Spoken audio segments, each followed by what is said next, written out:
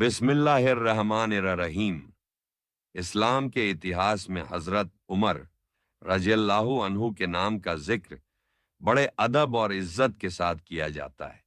وہ پہلے 4 خلیفاؤں میں سے ایک تھے اور ان کی نیتیوں نے اسلام کی بنیاد کو مضبوط کیا۔ آج ہم حضرت عمر رضی اللہ تعالیٰ عنہ کا ایک واقعہ پیش کریں گے۔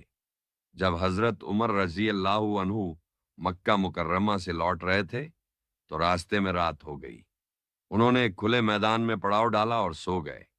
رات کا سناٹا چاروں اور پھیلا ہوا تھا۔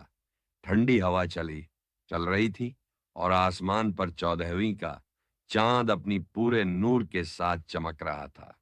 جب حضرت عمر کی آنکھ کھلی تو انہوں نے دیکھا کہ آسمان کا چاند ایک الگ ہی نور بکھیر رہا ہے جس نے انہیں اللہ کی اور کھینچ لیا۔ اس سمے حضرت عمر کے دل میں نبی اکرم صلی اللہ علیہ وسلم کا خیال آیا اور وہ تنہائی میں اٹھ بیٹھے۔ انہیں یہ محسوس ہوا کہ یہ پل اللہ کی رحمت کا ہے، جہاں ان کے دل کی بات سیدھے اللہ کے پاس جا سکتی تھی۔ حضرت عمر رضی اللہ عنہ نے اپنے دل کا راز کھولا اور اپنی دعا میں کہا، اے اللہ، مجھے اپنے راستے میں شہادت عطا فرمائیے اور میری قبر اپنے محبوب صلی اللہ علیہ وسلم کے شہر میں بنا دیجیے۔ حضرت عمر رضی اللہ عنہ نے تو کیول شہادت مانگی تھی، لیکن اللہ تعالیٰ نے ان کی اس دعا کا جواب کچھ اس انداز میں دیا جسے کوئی سوچ بھی نہیں سکتا تھا۔ جانیے کیسے۔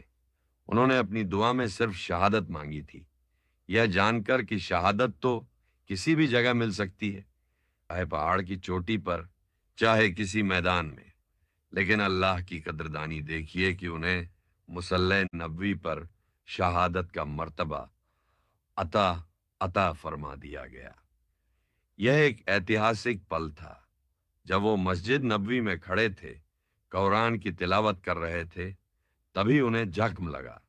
یہ زخم نہ کیول ان کے جسم پر تھا بلکہ یہ کہ ایک سچائی تھی۔ جب اللہ نے ان کی دعا کو سن لیا اور انہیں اس جگہ پر شہید کر دیا جو بہت خاص تھا۔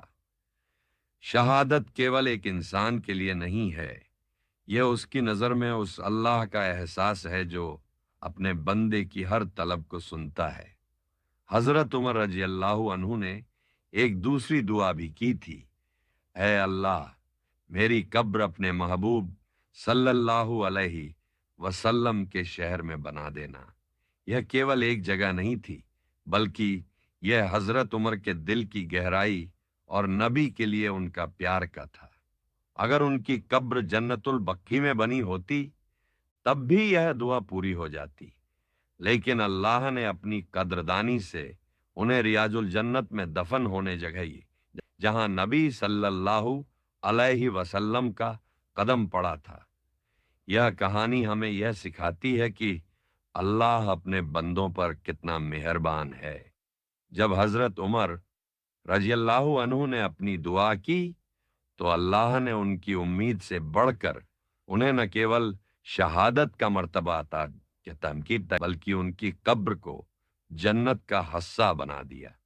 یہ سب ان کی سچی عبادت اور اللہ کی راہ میں چلنے کے پھل تھا۔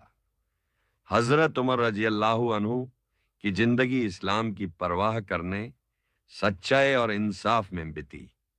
ان کی شہادت نے یہ ثابت کیا کہ سچے مسلمان کی پہچان اس کی عبادت، سماج کی بھلائی کے لیے سنگھرش اور اللہ پر بھروسہ ہوتا ہے۔